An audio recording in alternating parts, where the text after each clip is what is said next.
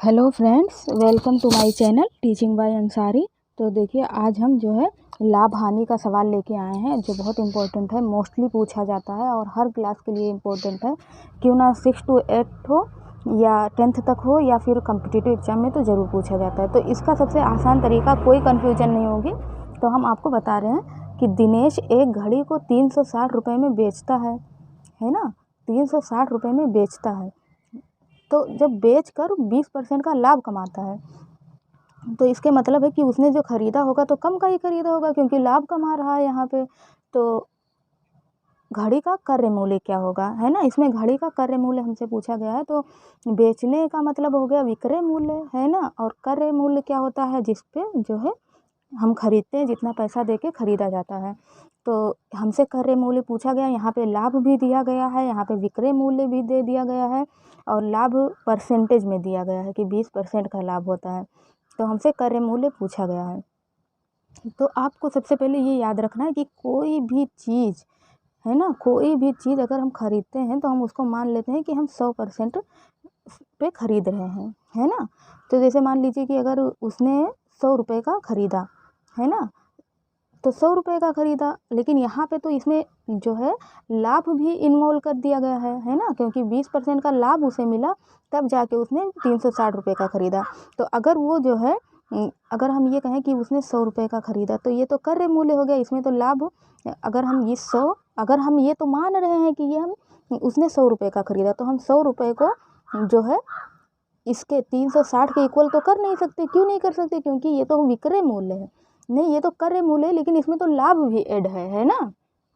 तो इसीलिए हम 100 के इक्वल नहीं कर सकते, क्योंकि यहाँ पे लिखा है कि उसने 20% का लाभ कमाया, लेकिन हम तो मान रहे हैं कि 100 रुपये का जो है उसने, ये क्रय मूल्य 100 रुपया माना जाता है। 100 आप मानेंगे तो ये एग्जैक्ट आएगा और कोई कन्फ्यूजन नहीं होगी। तो इसीलिए आप 100 मान के चलिए।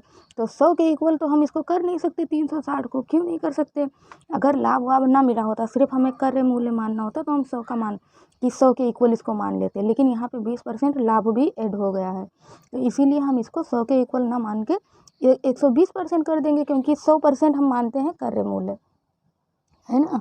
लेकिन यहाँ पे जो है 20% और ऐड कर देंगे, तो एक लाभ भी हम ऐड कर देंगे, है ना। तो जब 120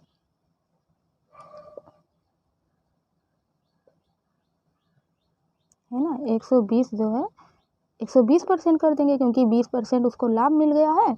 और जब लाभ को ऐड करके ये वाली राशि दी गई है कि 360 रुपये में बेचकर, तो हम अब इसको 120% के इक्वल कर सकते हैं। वैसे आपको 100% मान के चलना है ना, कि घड़ी का क्रय मूल्य जो है 100 रुपये था। तो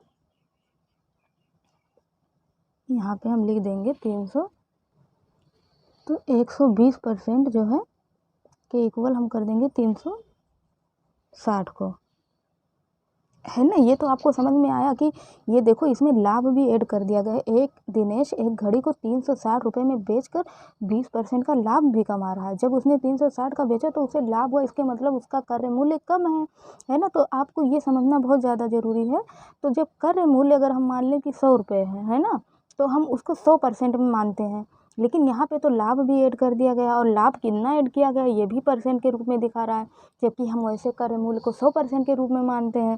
तो इसीलिए हम 20% को भी ऐड कर दिए, तो 120% इज इक्वल टू 360, है ना। इस तरह से आप करेंगे तो सबसे ईजी, इससे ईजी मुझे नहीं लगता कि कोई और तरीका होगा। तो आप 120% इज इक्वल टू 360, तो 1% इज इक्वल टू कितना हो जाएगा, यहाँ हम लिख देते हैं 1% इज इक्वल टू 360 बटे 120 कर देंगे। और कमाता है तो घड़ी का क्रय मूल्य क्या होगा, देखिए अब यहाँ पे हमें घड़ी का जो है क्रय मूल्य, कॉस्ट प्राइस पूछा गया है। तो हम अभी आपको क्या बताए हैं कि क्रय मूल्य को आप 100% के रूप में मानिए। तो हम चलिए यहाँ पे 100 से मल्टीप्लाई कर देते हैं, क्योंकि हमें तो 100% का सिर्फ निकालना है ना। हमें तो ना लाभ का निकालना है ना हानि का निकालना है, क्योंकि लाभ का तो ऑलरेडी दिया गया है, हानि का निकालना नहीं है। तो हमें सिर्फ क्रय मूल्य निकालना है कि उसने जो है कितने का ख़रीदा था। तो 1% इज इक्वल टू 360 बटे 120 इंटू 100। तो इस जीरो से हम इस जीरो को कर देंगे, और 12 तिया 36, है ना, 30 आ गया। तो इसके मतलब क्या हो गए, 3 है और 1 जीरो। तो यहाँ पे 300 रुपये का जो है उसने ये चीज़ ख़रीदा होगा, घड़ी का क्रय मूल्य 300 रुपये होंगे। तो आई होप आपको अच्छे से समझ में आ गया होगा और ये बहुत इम्पोर्टेंट और अच्छा सा सवाल था। तो अगर आप लोगों को वीडियो अच्छी लगा करे तो लाइक सब्सक्राइब करें, बेल आइकन को ज़रूर प्रेस करें और ज़्यादा से ज़्यादा अपने दोस्तों में शेयर करें। और इंस्टाग्राम और फेसबुक की लिंक इसमें दी गई है, आप लोग वहाँ पे जाके ज़रूर फॉलो कर लें। Thank you for watching.